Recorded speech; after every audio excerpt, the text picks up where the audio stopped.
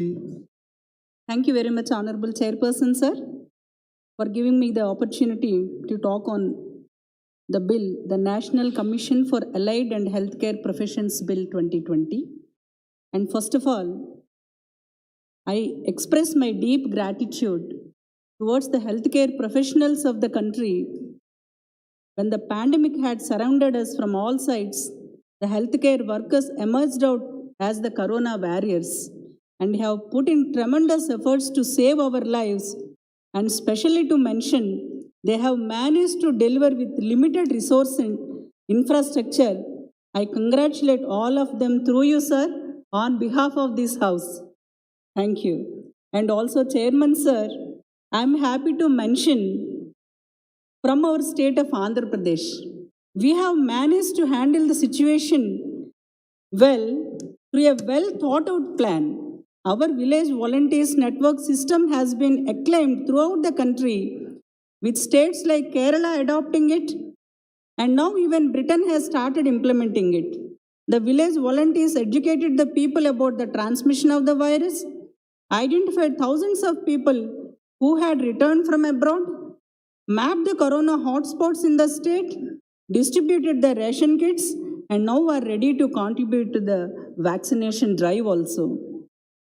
Though the healthcare professionals have won the corona war for us, but now is the time to introspect and prepare for the future. There were many shortcomings in our healthcare system, which should now be analyzed and rectified so that the country is ready for any future medical emergencies. Honorable Chairperson, sir, in this light, the National Commission for Allied and Healthcare Professions Bill 2020 is a step in the right direction. The bill is a path-breaking initiative that has the potential to change the future of healthcare service delivery for the people of this country. In the global landscape, many countries have notified a statutory structure to regulate the education and practice of such allied and healthcare providers. The potential of these professionals can be utilized to reduce the cost of care and to make quality healthcare services accessible to all.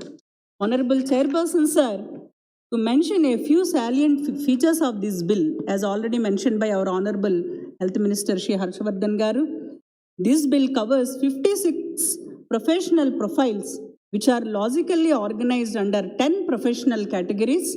It has been ensured that the bill clearly specifies the description of each category to demarcate the practice boundaries. Broadly allied health professionals are those who undergo minimum 2,000 hours and 2 to 4 years of training, and healthcare professionals are those who attain at the minimum of 3,600 hours or 3 to 6 years of education and training. Honorable Speaker, Chairperson, sir, the bill also provides for registration of all the allied and healthcare professionals, facilitating their career growth and improving their employment potential both within and outside India. This is also a unique opportunity to cater to the global demand of healthcare workforce, whereas as per WHO Global Workforce Report, a shortage of 1.8 crore healthcare workers is projected by the year 2030, of which almost half will likely be in the allied and healthcare professional space. Honorable Chairperson, sir, through you, I want to draw the attention of this House that the Allied Healthcare Professions Bill 2018 was introduced in Rajya Sabha on 31st December 2018, and the same was referred to the Department-related Parliamentary Standing Committee of the Ministry of Health and Family Welfare for its examination and report. The committee, after detailed examination, recommended certain amendments to the said bill. Therefore, it has been decided to withdraw the pending bill and do introduce a new bill, namely the National Commission for Allied and Healthcare Professions Bill 2020, incorporating the recommendations made by the committee. To mention a few, I'll take only 1 or 2 minutes. The constitution of a National Commission for Allied Healthcare Professions for regulation and maintenance of standards of education and services, assessment of institutions, maintenance of a central register and state register of such professionals, Sir, the constitution of such professional councils for every recognized professional category is very necessary, and the need of the hour also to frame the right policies and standards for the governance of allied and healthcare related education and professional services. And I congratulate the government for this clause.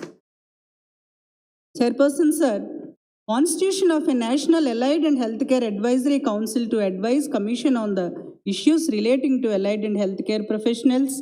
Constitution of State Councils for ensuring the coordinated and integrated development of education and maintenance of standards of delivery of services. And I am sure, sir, that these national and state councils would be extremely helpful in ensuring the highest standards of practice and better coordination. Honorable Chairperson, sir,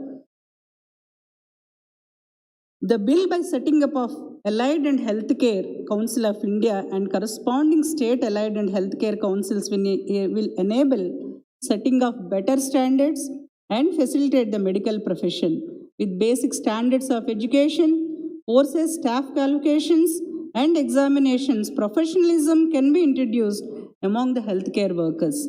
The impact of the bill would be a high-quality multidisciplinary healthcare system in the line of the Ayushman Bharat mission, moving away from a doctor-led model to a team-based model. With accessible and affordable care, the skilled and efficient health professionals can reduce the cost of treatment also. At present, there exist many allied and health professionals who remain unregulated and unidentified or else are underutilized. Therefore, through this bill is targeted at the health professionals, but it is going to benefit the whole country. The basic objective is very clear, strengthening the healthcare system of the country. Before I conclude, Honorable Chairperson, sir, our state of Andhra Pradesh, under the dynamic leadership of our Honorable Chief Minister, Shri Y.S. Jagan Mohan Reddy Garu, the state has chalked out a plan with an outlay of 16,200 crores. Reviewing Nadu Nedu scheme, which envisages revamping of government hospitals and setting up additional medical colleges, the state is now planning that every village in Andhra Pradesh will have a village health clinic, so that in the crisis like COVID-19, medical aid can be provided without any delay. So it is decided to set up 10,000 village health clinics, and for the purpose, rupees 2026 crores has been earmarked. These sub-centers will be in addition to the existing 1,086 centers. We are also establishing 7 super specialty hospitals in tribal areas and 6 medical colleges with attached institutions with an estimated budget of 6,100 crore. Besides these, 15 more new medical colleges and nursing colleges along with the multi-speciality institutions have been proposed. Honorable Chairperson, sir, our party, YSR Congress Party, firmly believes that it is our duty to make provisions for affordable treatment. Right to health is a fundamental right guaranteed under Article 21 of the Constitution of India, and therefore we support this bill, sir. Thank you very much. धन्यवाद सत्यवती जी. Now I call Alok Kumar ji.